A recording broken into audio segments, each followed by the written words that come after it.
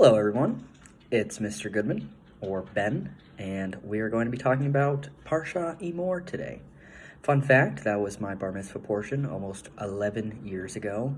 I'd like to remind everyone that it was 11 years ago because it makes my mom feel much older, so it's fun for me. Anyways, today we're going to get started. So with the Parsha Emor, when the rabbis divided the Torah into the 54 parshiot, they generally arranged for each portion to begin with a unique or otherwise significant word that would in some way summarize major themes of the entire section. Such is the case for most of the portions we have studied in Leviticus until we come to this week's portion, Emor, which means say. Say.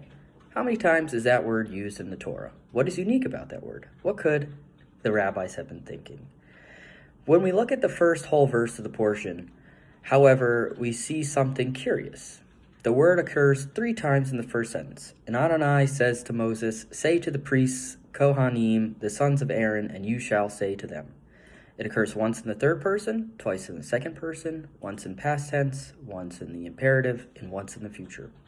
It would appear then that one of the reasons the rabbis begin the portion with Emor, say, was emphasize that this was a portion about speaking. But what kind of speech?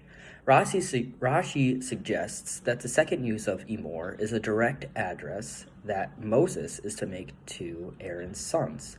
And the third, you shall say, is an instruction that Aaron's sons are to speak to the next generation. This is a profound statement. It suggests that whatever the parents are told cannot rest with them, but must be carried on to their children, who will, by implication, carry the instruction forward to their children. It may remind us of the ad for the Patek Philippe watch. You actually never own a Patek Philippe. You merely look after it for the next generation. Something to keep in mind for my upcoming birthday.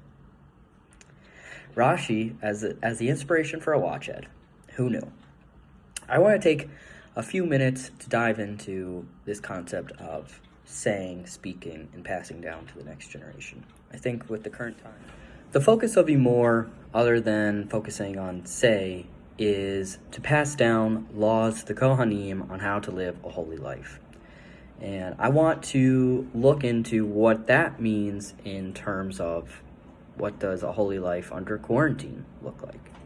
I know this has been a tough time for everyone, especially our teachers, our students, our staff, all wanting to be together during this time.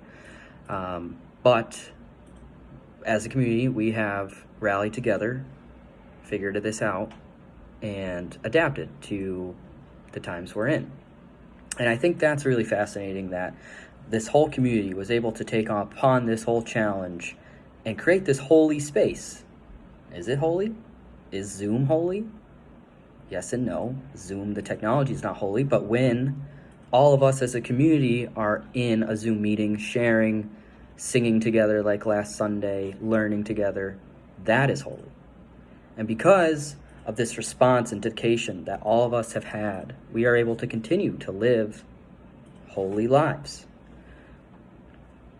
Does wearing sweatpants every day make you holy? I think under quarantine it does.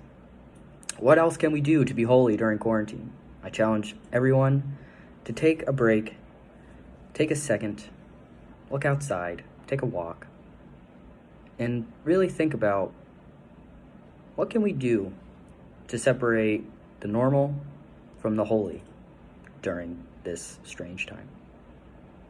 Have a good one, everybody.